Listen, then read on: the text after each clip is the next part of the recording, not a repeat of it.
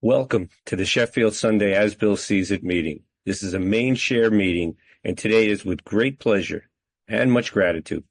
We welcome Purdy from Brighton, who's come to share for about 40 minutes, after which we'll open for general sharing, or if you'd like to ask a question. Thank you, Purdy. It's wonderful to have you here, and the floor is yours. Hey, thank you, Andy. Thank you, brother. Thank you, Young, for inviting me here today. Hi, guys. My name is Purdy. I'm a recovered alcoholic and I'm a recovering human being. We are not fighting. When Young saw this meeting, what a beautiful meeting. And this book is something I've never picked up. I've never, ever picked it up. And obviously, Young asked if I come and share. So I get myself a copy and I start looking through, driving Young mad. I flick over the pages. A new life is sobriety, all that we are to expect from a spiritual awakening. No, sobriety is only a bare beginning. It is only the first gift of the first awakening. Start to read through these pages. I'm messaging Young going, page 8. And then he gets a message off me. This is not ceased fighting, Purdy. Gets a message off me. How about 30? And then all of a sudden, but what I see is, oh my God, a chance to reflect. This book is beautiful. To look through, to look at these little parts and then to take that time to stop, reflect, and think about that passage part in your life. We are not fighting. It reminds me of Peaky Blinders. No fighting, no fighting. Page 84 to 85. But what a truly magical thing that is. Feels like a complete spiritual overhaul, an awakening, a rebirth. How can this guy, this absolute lunatic, come in here and have a peaceful mind and not want to be in that fight anymore, or not be in that fight anymore? It's just taken away from me, that physical, psychological, spiritual warfare. Me trying to run the show. When I finally come to the reading, it was I said to Young, I'm going to go and have a walk. I need a walk. So I went out and had a walk, and then the ceased fighting anyone or anything just came straight out. It was exactly what I was doing. So you know what, guys, I'm going to start. Let me just turn myself down because I'm not actually 100% sure what I want to talk about today. I want to bring some stuff in about life and experiences through that non-fighting, through personal stuff that's happening, through stuff in fellowship, and really try and bring it current, and as opposed to me sort of speaking how I'd normally speak when I come in and share my story.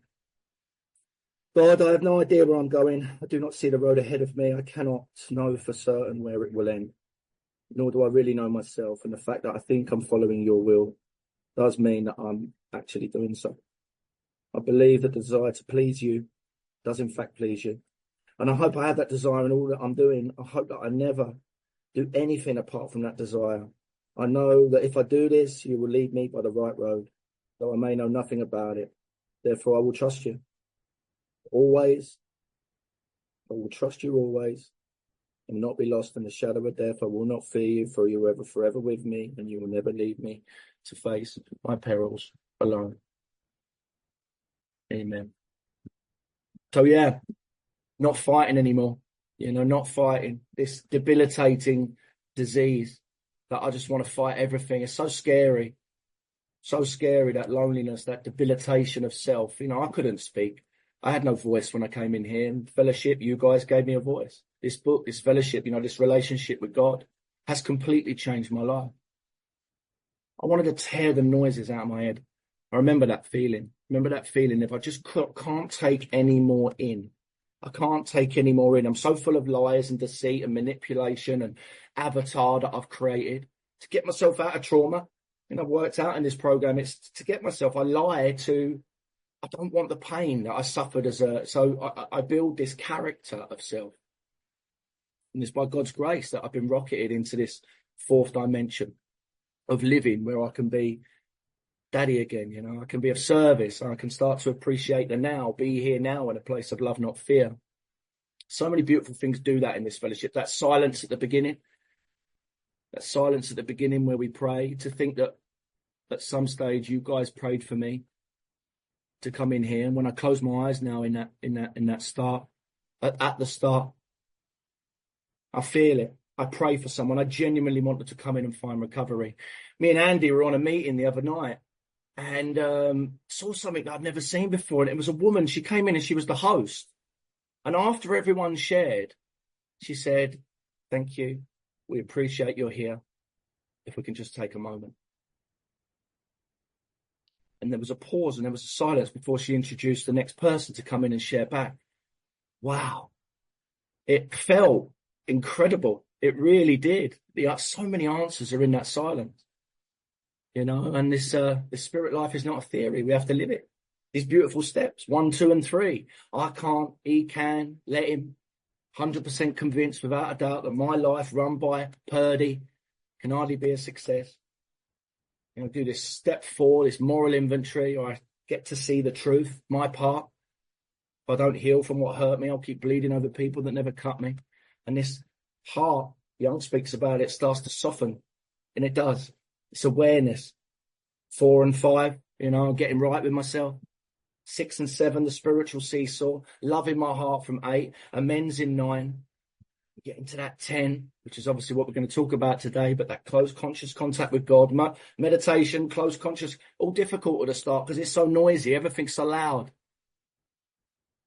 Right, so at the end of step 11 and in step 12, I get to be of service. I get to help other people after having had a spiritual awakening, a profound shift in consciousness. I don't want to do the things that I want to do anymore. I don't want to drink anymore. How did that happen? So I think let's read page 84 and 85. Put it in a couple of parts. Page 84, halfway down, this thought brings us to step 10, which suggests that we continue to take personal inventory and continue to set right any new mistakes as we go along. We vigorously commence this way of living as we cleaned up the past. We have entered the world of the spirit. Our next function is to grow in understanding and effectiveness. This is not an overnight matter. It should continue for our lifetime. So continue to watch for selfishness, dishonesty, resentment, and fear. When these crop up, we ask God at once to remove them. We discuss them with someone immediately, and we make amends quickly if we have harmed anyone. Then we resolutely turn our thoughts to someone we can help. Love and tolerance of others is our code. How beautiful that step 10 process where we get to live in all the steps at all times. I'm very robotic at first. I'm being handed a load of AA prayers that I've got to do and I don't quite get it. And I'm praying to a God I don't believe in. Fundamental idea of God, we know this. I pray to him when the chips are down, when I've drunk my way into another divorce or I've lost another business or I'm behind bars or I'm curled up in a ball and grabbing my knees and crying out, praying to this God, please take me out of this. I'll never do this again. But to build a relationship with,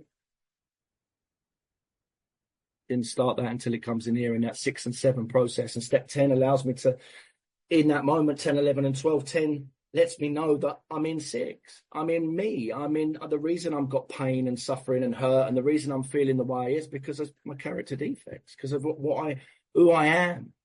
And I'm not going to change. I'm a sinner. Life changes. Life becomes quieter. Life becomes beautiful. Like we start to see, but it's not. It's an ever-working thing.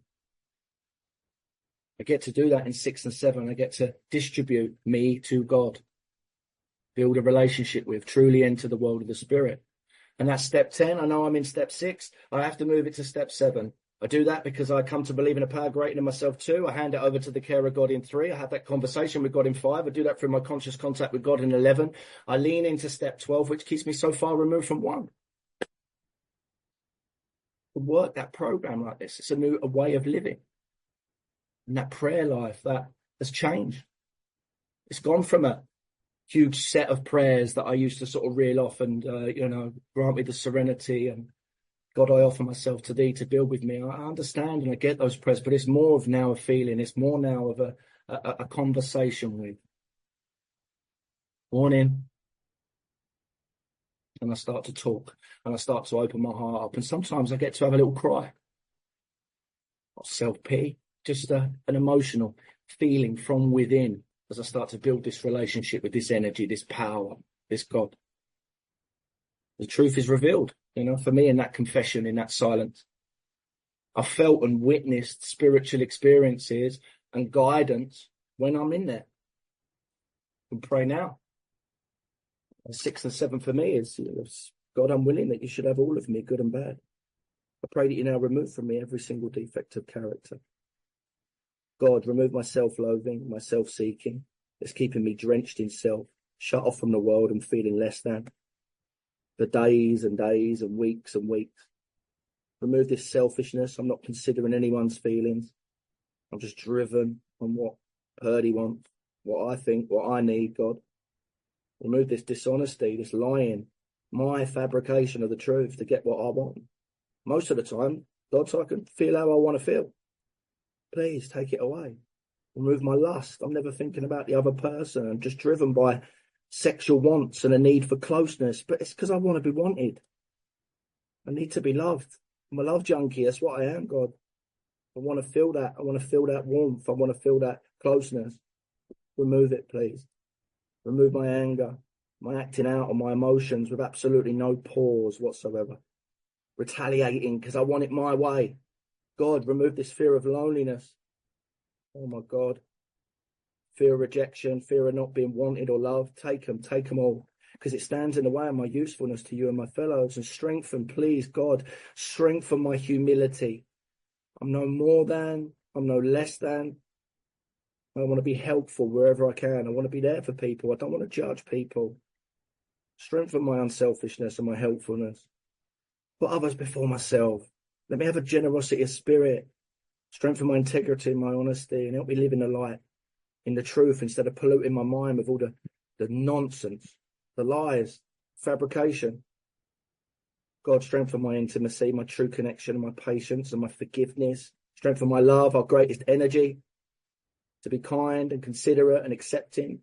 You strengthen my faith and my courage and keep me moving forward in love and happiness and growth and spirituality as I go out from here to do your bidding. Amen. I'll start this process of prayer for me, this conversation, and then straight into breath, straight into quiet. Like I say, the truth for me is revealed. This inventory isn't just when something happens. It has to be more than that for me, this step 10 inventory. It has to be constant. That's how I keep spiritual training, spiritual fitness. I have 10, 15 inventories a day. It's a lot less as my heart softens and as I walk a more peaceful life. But it still shows up. It still shows up. So I have to take that situation, that thought, that feeling. Loneliness is a big one for me. I can find myself, can sit there and convince myself that I'm with God and I'll never be alone, but I still feel loneliness. So I have to pray on that. I can do lonely. My Creator, I'm willing that you have all of me, good and bad. Please remove my fear of being afraid, being vulnerable, beating myself up, catastrophizing, being codependent, needing others, confused, priorities, demanding the world be my way, strengthen my acceptance. We'll start to distribute this me to God, this conversation with the spirit life is not a theory. And I start to feel something in there. I start to see the truth. I start to see miracles happen in front of my very eyes. I never thought it. I used to hear people sort of stand up here or sit on Zoom and talk about this stuff, have this peace, project this peace through the screen. And I never ever thought it could be a reality. Keep working at this stuff as time moves on, as you feel it through, and as we move through. I'm watching a TV program at the moment, and it's called Race Across the World. I was talking to Andy about it last night, and it's basically it's 5 couples, and at the beginning, the opening statement of this program, it's on BBC. But by flying over, are we forgetting how to travel through? And it's a program where there's some couples. And they start off, because you can get to Singapore from London without planes or anything else. You can go through. So you can move through and all the way around using buses and trains and walking. And basically what they do is they get a set of money, 1,500 quid each or something, and they've got to make it to Singapore. And what happens is these couples at the beginning, they're sort of troubled, and it might be a brother and sister who haven't reunited for a while, or it might be a couple of old friends. And you see this journey as it unfolds, as they go through, as they've got the stresses of life, which is always going to be the way. And they move through this thing, and at the end, they get to this place. And you can see this change in them, this quiet behind the eyes, this unity, this bond as it grows through this journey, and they cuddle each other when they got there. I see that, and I look at that program, and I absolutely love it. See, when I travel through and not fly over, that fly over in the fellowship, for me, lying, buying, cheating, stealing, drinking. I get to experience the wonder that is life by not fighting, by moving through.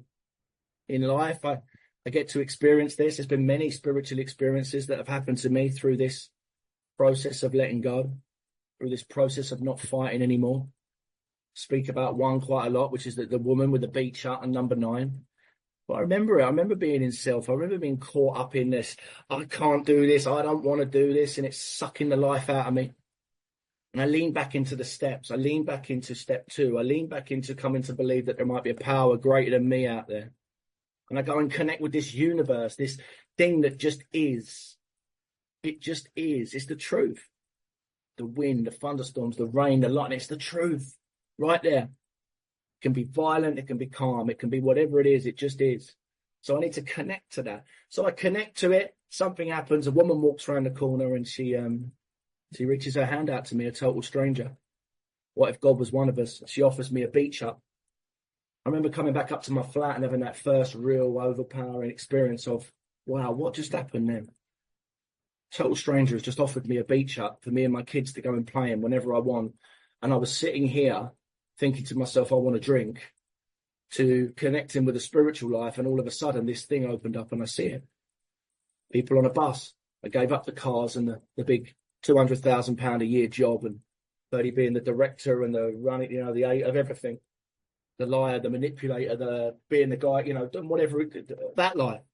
I gave that up. I could have that job tomorrow. I know that this is an incredible thing. I could make that phone call tomorrow and I could start there tomorrow and they'd have me back. And I don't want to go back there. I don't want to go back there. I picture this old couple. I always remember him on the bus when I gave up the car and got myself a bus pass. Bus pass. I took call for school. What are you doing, Purdy? What's going on here? Get myself a bus pass and I get to witness the truth. I get to see there and see and sit people holding hands, love, have conversations with. I get off the bus after having this beautiful experience of having this chat with 2 people where my heart is just full. And the rain starts to fall and the rain hits me and I look up and it's almost that, I go, okay, I get it. I feel it. Recently, I was just off to Thailand and I was getting stressed. I was getting there wasn't enough time. There's not enough time. Selfish and self-centered to the core. That you're off to Thailand, Purdy, to swim with elephants and to bathe in the sun. But I needed shorts. I mean, for Christ, Purdy, there's not going to be shorts out there in Thailand. You're never going to be able to get a pair of shorts out there in Thailand. Heaven forbid. But it got into me because what it was I had to go and pick my kids up at a certain time. And I'd run out of time a little bit. My own, all me, all my fault. But I was running out of time, and I was getting stressed. I was breathing. I was trying to get through it, take away this stuff, but it was still over me. I had to get out of here, get on the bus, and get myself to town so I could get a couple of pairs of shorts, and then I could get in time to pick up the kids. My little plans, my little ideas, and I'm off. And I'm on the bus and I'm not feeling myself. I'm not really connecting. I'm not connecting with the people on the bus like I normally do because I'm busy. I'm in self. And I get off that bus and a little old woman's walking up and she's holding 2 carrier bags and she's holding them right up in the sky like that. And they're hanging down her arms and she's struggling to walk. And I remember that, getting off and going, looking up and going, really? Now? You know what I mean? I'm busy. I'm busy. What's the matter with you? Don't know how busy I am. With that soft heart that we lean into now, the first thing I do is walk up to that lady and go, hey, can I help you? Can I take your bags? She went, oh, yes, please. That'd be lovely. And we walked. So I took her bags from her and we walked. And she lived about 10, 15 minutes from where we were. But there wasn't a thought of that whilst I was having a conversation with this person, whilst we were walking together, whilst we were, chewing the fat. We were just there in a place of love, not fear. And I dropped her off at her house and she said, thank you very much. You got a purse out, like the old purse to give me some money sort of thing. Can I give you some? I said, no, it's fine. Absolutely fine. Thank you very much. Have a beautiful day. And again, that hit me. Say like Hadouken. It's the way I sort of surround, that old game Hadouken, like Street Fighter. It hits me. It's like, I just see the truth. It's such an emotional thing. It's such a beautiful thing. I'm not thinking about that anymore. In fact, I've just decided get rid of the shorts idea, Purdy, and go and pick the kids up. I'm sitting on the bus and I can see again. I can hear again. I can see the truth. When I stop fighting, I feel and I see the truth.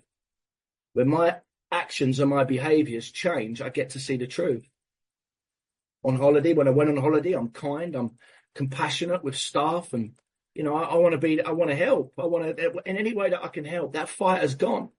I start a new job tomorrow actually, and I picked up a car because I need to get about. I can't get about on the bus, so I picked up a car to get about and do this job. And the first thing I did when I picked it up, I remember, is that putting the belt on, checking everything was okay. Is there enough fuel?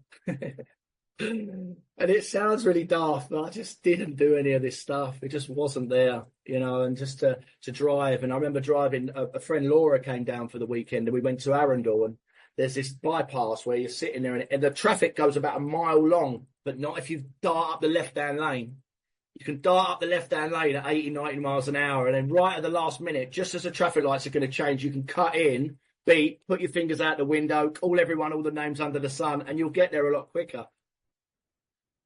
I'm in the slow lane, and I like it in the slow lane. And you know what? I'm seeing all these cars, and I'm just thinking, oh my God, what was going on? What was I? What did I used to do? What did I used to think?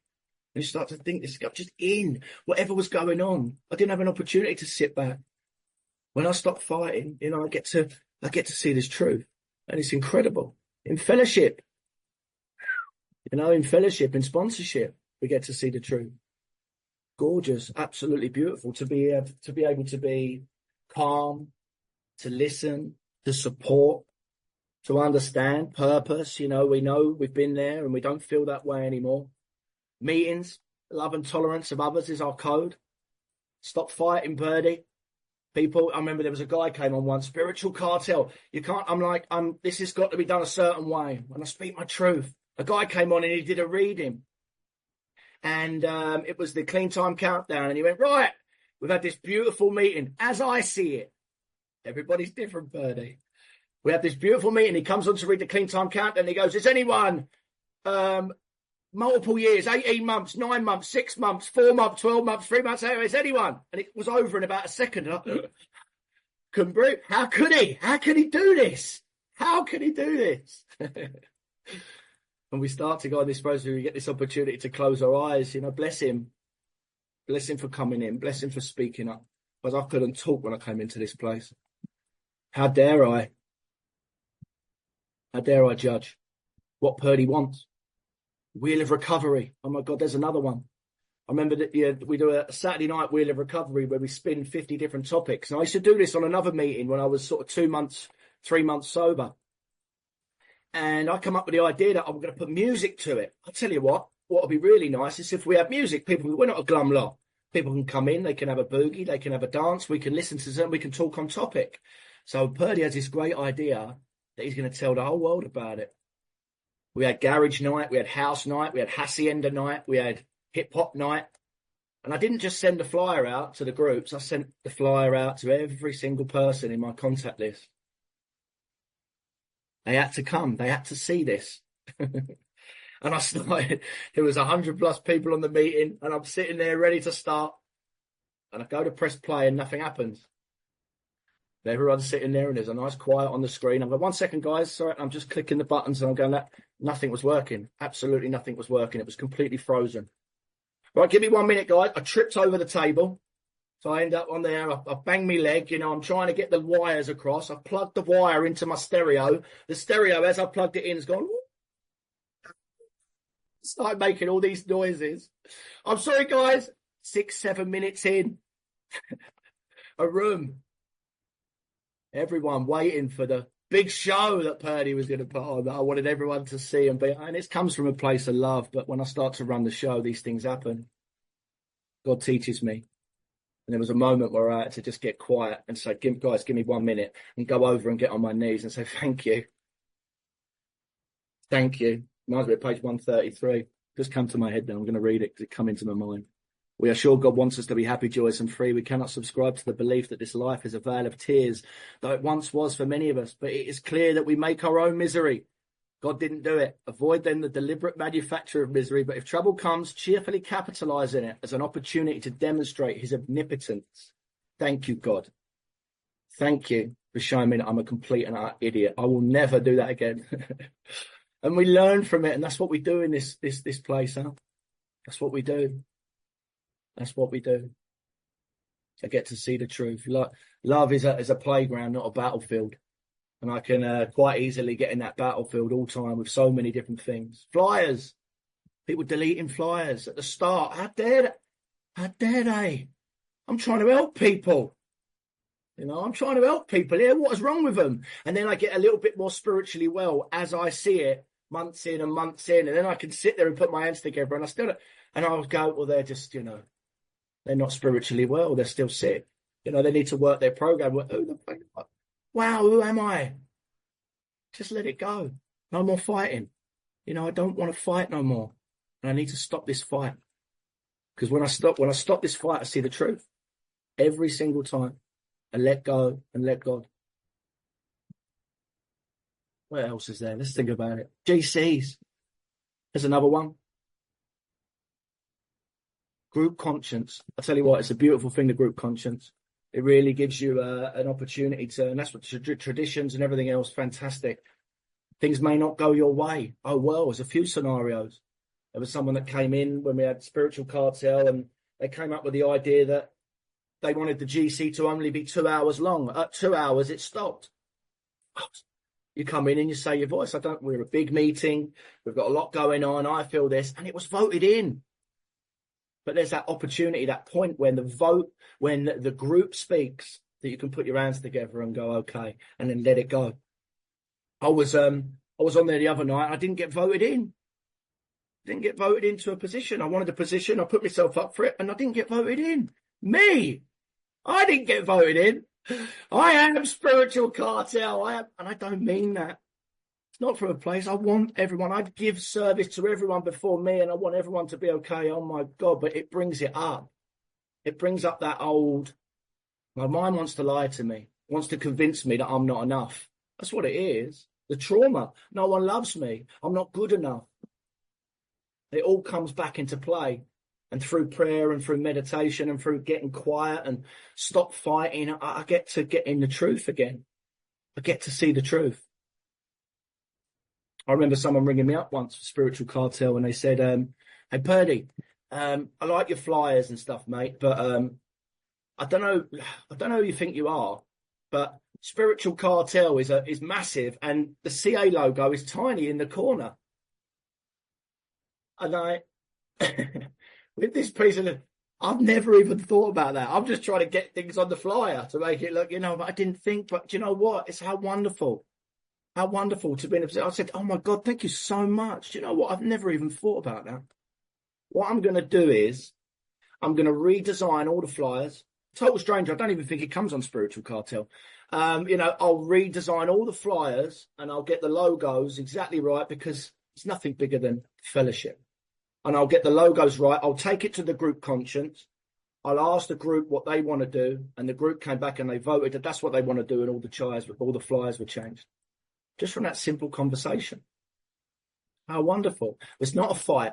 See, everything doesn't have to be a fight. It can be a conversation. We move through. We're drunks. We're alcoholics. We come into this, absolutely hopeless. And we're all just learning. But it's through this prayer, through this meditation, that I get to really, really be and get to really see the truth. My family, my ex-partner, we go through this amends process. I sit there sometimes and it is actually incredible. It amazes me. I never ever thought this would happen.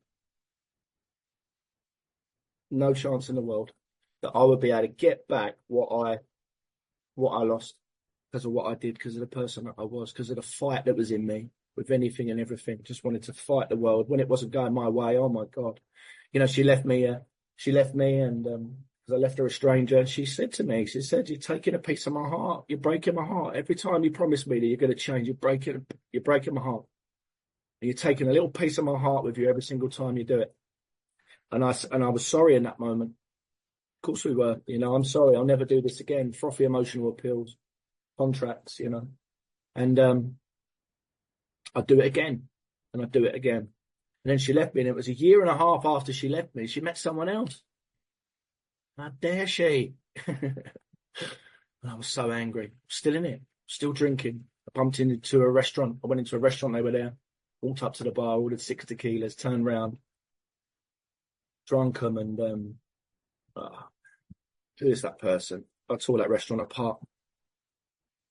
I made him feel so small and stupid. Myself, the whole thing, just ridiculous. You know, he was so scared. I knew fella. What am I doing? I'm so full of anger because I want it to be my way. All the trauma, what it is, I want it to be because it's safe there. That darkness of the soul. Sometimes it's safe that I want everything I've broken. I want to put it back together all the time. And when it doesn't, the two don't meet up. The two don't marry up. It's a painful place. It's a very painful place. And I try to gain, through control, I try to get that back. I try to get that feeling again that I'm never going to do this again. But I know I am. But in that amends process, we get to, and it's 6 and 7. You know, 6 and 7. It's always for me 6 and 7, the spiritual seat. So I've got a new meeting coming out, 6 and 7, which is going to be on a Wednesday night at 10 o'clock, and it's an opportunity to sit down and listen to people speak about this 6 and 7, this surrender, or this. Am I willing to die to self? Entirely ready to have God remove these defects of character and moving through into humbly asking Him to remove, and then into the light. Really want to hear people speak about that, and I can't wait. This 6 and 7 is, I'm still getting it. 666, the devil. You know, you hate me, I hate you, hate me back. You've deleted that flyer. Why'd you delete that flyer? What's your problem? 66666. Devil, devil, devil, devil, devil. I'm going to be 10 minutes late for picking up my kids. And my wife texts me. She goes, "Oh, drinking again, are you? Useless you are. I'll get my new boyfriend to take him out to the park. Don't worry about it." And then the start, I want to go, "You know how hard I'm working. I'm sharing and I'm doing stuff and I'm helping people and I'm doing it. And I'm not lying anymore." All stuff that she's just like, yeah, I've heard it 1,000 times before. I've heard it 1,000,000 times before. It's action that heals the soul. So through getting out of the fight, through this stop fighting, I get the opportunity to see the truth. I get the opportunity as the spirituality percolates through me, it seeps into her. And we don't even know it. I'm going to be 10 minutes late, turns into a barrage of abuse, maybe from her down the phone, because she's hurting still. She only knows what she knows. And I don't answer back. And I just arrive there 10 minutes late. And I get a bit of it on the door. Make sure you look after them. Make sure you don't kill them. Make sure you don't, everything else. My babies, But I get it. I get the pain that she's in. I understand it. I've done my step 4. I see my part in it. I had that conversation with her in 9 and have that amends process where she opens her heart and she tells me and talks to me. So I just have to move through, not fly over, right? And the peace comes. And then what happens is there's no fight there anymore. So that fight doesn't come from her anymore. She stopped fighting. And then what happens is we become best friends again. We have a conversation where I go round there, have a cup of coffee. We have a few tears. She tells me that I used to be her best friend, and we understand this process a little bit more. And there's no fight in me anymore. I don't want to fight the world. I don't want to fight her. I listen. She invites me around for Christmas to open presents with the kids. She's just rung me up last week. Said, I'm taking the kids on holiday to save me money on dog and cat sitters. Do you want to come round and live in the house for a week? Live in the house for a week. May sound stupid, but that just would not have happened, guys. A guy like me, the guy that came into these rooms, that would not have happened. But now we get the opportunity to do these things, to live this spirit way of life, for it to be apparent and clear through our actions, through our behaviors, through our motives, through the changing person, this incredible, magical thing. My kids, present, smiling, happy. I get to be daddy again today. I get to sit with them. I get to really be interested in what they've got to do, what they've got to say. They're in the room next door. I've made a decision to weekends. We're coming today. This was booked in before, but I've made a decision now that at weekends, before they go to bed that I'm in this. Change my sponsees around, move things around to have time with them, to make sure that I'm here for them, that I'm present for them, that, you know, I'm daddy again today. I get to live a new life. And so do they. Love is our greatest energy, and I think it's just truly, truly magical. Let's go back to the book and read the second part, page 84. And we have ceased fighting anything or anyone, even alcohol. For by this time sanity will have returned. We'll have seldom be interested in liquor. If tempted, we recoil from it as though it's a hot flame. We react sanely and normally, and we will find that this has happened automatically. We will see that our new attitude toward liquor has been given to us without any thought or effort on our part. It just comes. That is the miracle of it. We are not fighting it. Neither are we avoiding temptation. We feel as though we have been placed in a position of neutrality, safe and protected. We have not even sworn off. Instead, the problem has been removed. It does not exist for us. We are neither cocky nor are we afraid. That is our experience. That is how we react, so long as we keep in fit spiritual condition. I'm not sure how long I've been sharing, guys, but thank you so much. Young, everyone, for being here. Happy Sunday. I'm sending you loads of love, and I hope there's loads and loads of magic waiting behind your morning. Thank you so much for letting me share. God bless.